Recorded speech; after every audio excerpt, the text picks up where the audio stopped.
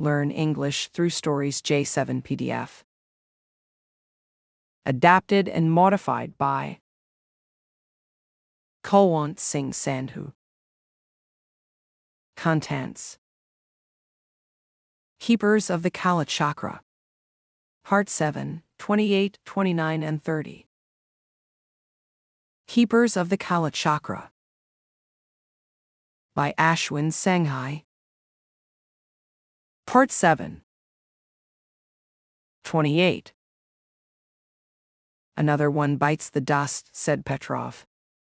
They're falling like ninepins. Now the count stands at 4. The British Foreign Secretary, the German Chancellor, the American Attorney General, and now the Japanese Prime Minister. And Lord only knows how many more will fall, said Judith. The 4 members of IG4 were in a suite of the Hyatt in Kathmandu. The hotel room's large picture window provided a view of 37 acres of landscaped grounds that secluded the guests from the hustle and bustle of the Nepalese capital. In the distance, they could see the Buddhanath Stupa, the holiest of all Tibetan Buddhist shrines outside of Tibet. Inside, the suite was toasty and inviting, having been furnished in the traditional Newari style of Nepal. The Japanese Prime Minister collapsed in full view of the members of his cabinet, said Yang. Our MSS operative in Tokyo obtained identical reports from several sources. The team had mustered all the resources at their command to carry out extensive background checks on each of the last 3 dead leaders. They would now need to add the Japanese Prime Minister to that list. The problem was that, even after extensive matching of data sets using secret algorithms provided by the National Security Agency, they had been unable to come up with a common link. We are ignoring an obvious detail that needs no algorithms, said Petrov. Sometimes what one is searching for is actually hiding in plain sight. What do you think we are missing? Asked Yang.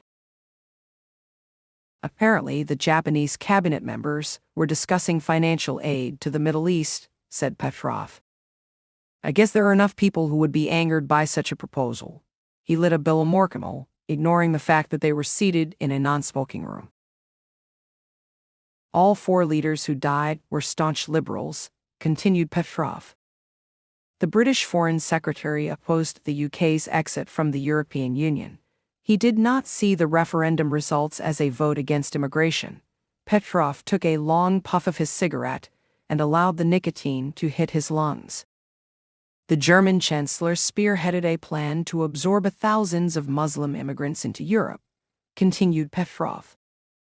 This was much against the wishes of common German citizens. He exhaled generously. It was accompanied by deliberate coughing on the part of Judith. He ignored her. Let the bitch suffocate, thought Petrov smugly. The American Attorney General opposed a plan to ban Muslim immigration into America, said Petrov. The result? Impeachment proceedings commenced against him. And finally, the Japanese Prime Minister wanted his country to extend additional lines of credit to Islamic countries. Not a very popular move, and one that was bitterly opposed by his cabinet. Petrov's colleagues were silent as they absorbed his hypothesis. Effectively, what is common across all of these high-powered victims is the fact that they were liberal voices who were urging the world not to fall prey to Islamophobia, said Petrov. That's your common link right there. You really think this is a conspiracy to eliminate liberals around the world?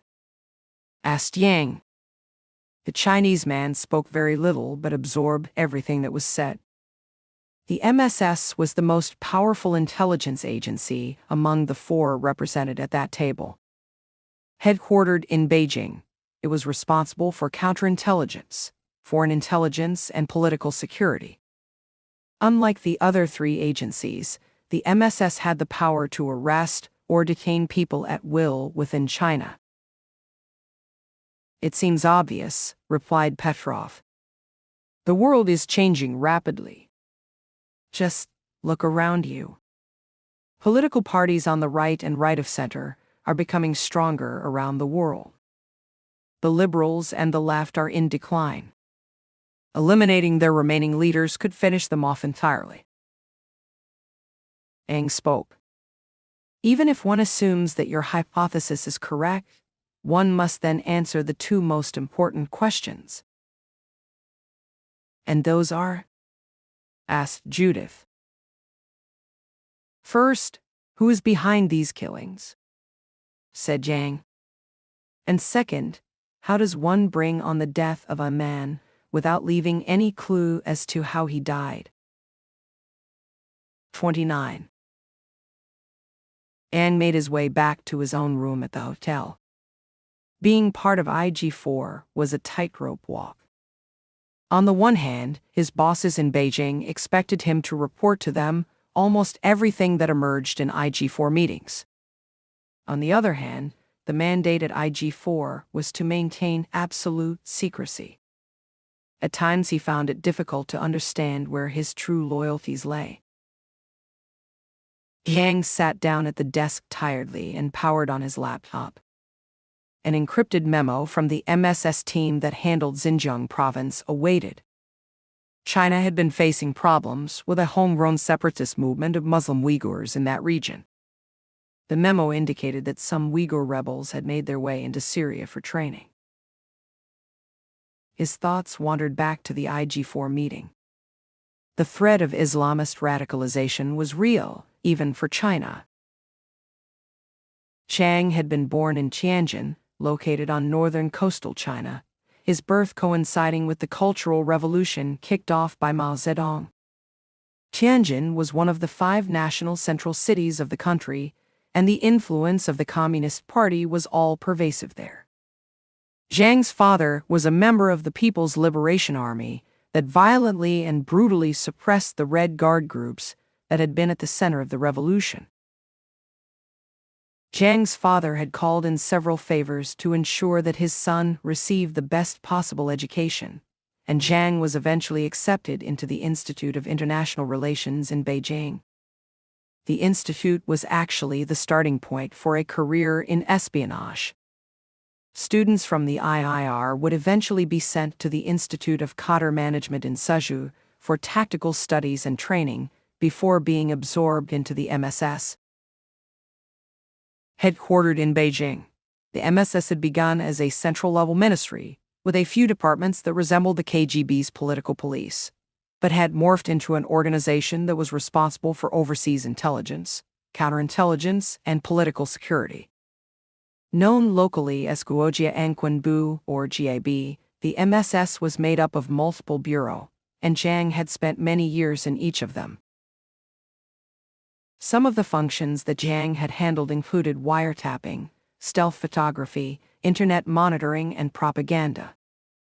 In addition, he had been involved in the recruitment of businessmen, researchers, and journalists for an extended intelligence web.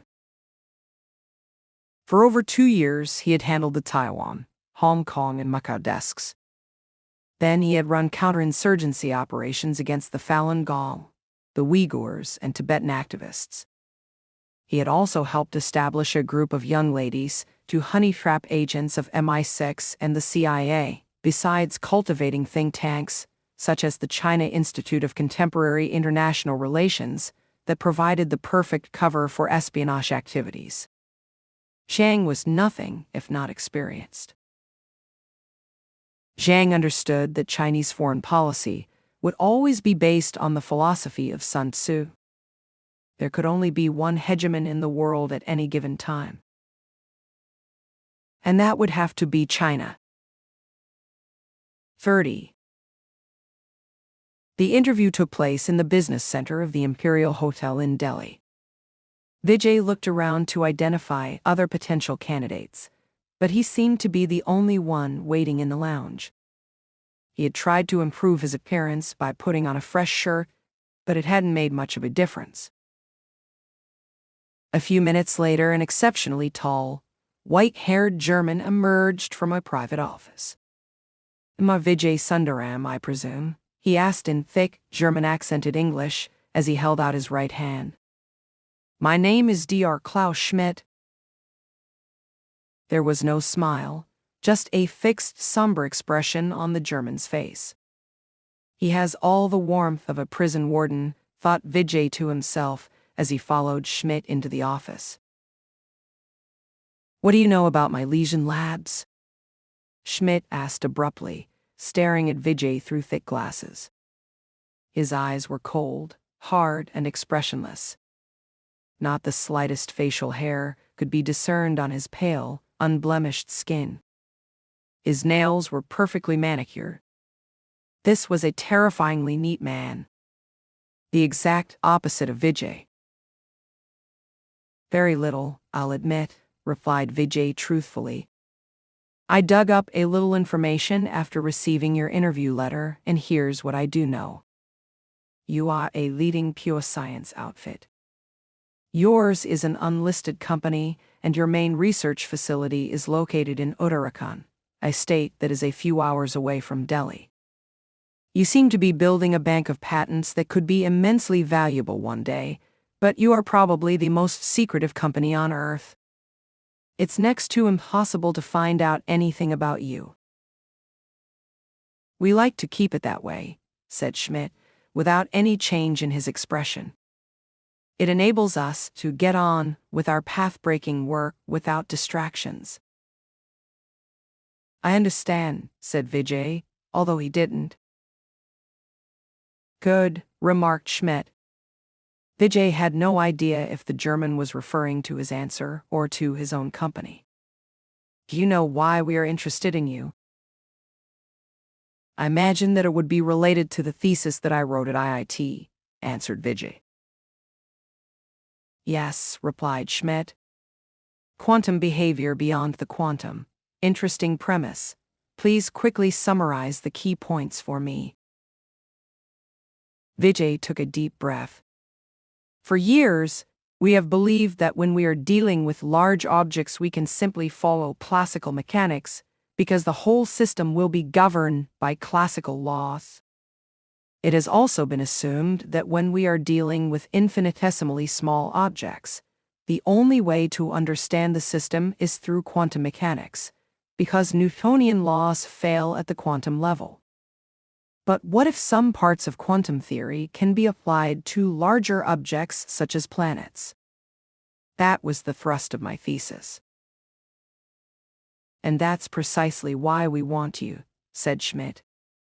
Milesian Labs wants to help you convert your hypothesis into reality. Vijay hesitated before asking what was on his mind. What is your offer? He asked, almost embarrassed by his question. You have been interviewed at SpaceX, Google, and the Indian Space Research Organization, said Schmidt matter-of-factly. How does he know which companies I have had discussions with? Wondered Vijay. Take the highest figure that any company has offered you so far and double it. That's my offer, said Schmidt, taking off his glasses and putting them on the desk. He looked far more human without them. Vijay was stunned into silence. It was an incredible offer. It's not an easy assignment, continued Schmidt. If you accept our offer, you would be required to relocate to our research facilities in Uttarakhand. You would have to live in residential quarters, albeit luxurious ones, on our picturesque campus. Your needs would be entirely provided for. That doesn't sound too bad, said Vijay politely. You would have to cut off all physical contact with the outside world for the first 3 months of the assignment, continued Schmidt. Why? Asked a shocked Vijay. It's a company rule that all new staff are subjected to. It's to protect our research, the very purpose of our existence, replied Schmidt. Will that be a problem? My girlfriend, Sukatha. I understand, said Schmidt, his expression not in the least conveying that he did. Unfortunately, it is necessary. You could, however, continue to be in touch with her by phone, video chat, or email. Oblivious of Vijay's expression, Schmidt continued. Please read through this document, he said, pushing a thick set of papers across the desk. What's this? Asked Vijay, picking up the sheet. It's a detailed non-disclosure agreement and code of behavior, said Schmidt. We would require you to sign it before we can confirm your appointment. Vijay cursorily leafed through the papers. What's this bit about computers, tablets, and phones? He asked. Milesian Labs requires that all employees only use computers, phones, and equipment that are supplied by the company, replied Schmidt. This is our company's protocol in order to ensure that no classified information can ever be leaked. And the stuff about my previous research? You provide us access to all your previous research, replied Schmidt. You continue to own it, and we have no proprietary claim on it. 10 minutes later, Vijay's interview was over. He shook hands with Schmidt and left, relieved to be away from the man. You can pay me a king's ransom, he thought to himself, but you guys are spooky. No way that I'm joining you.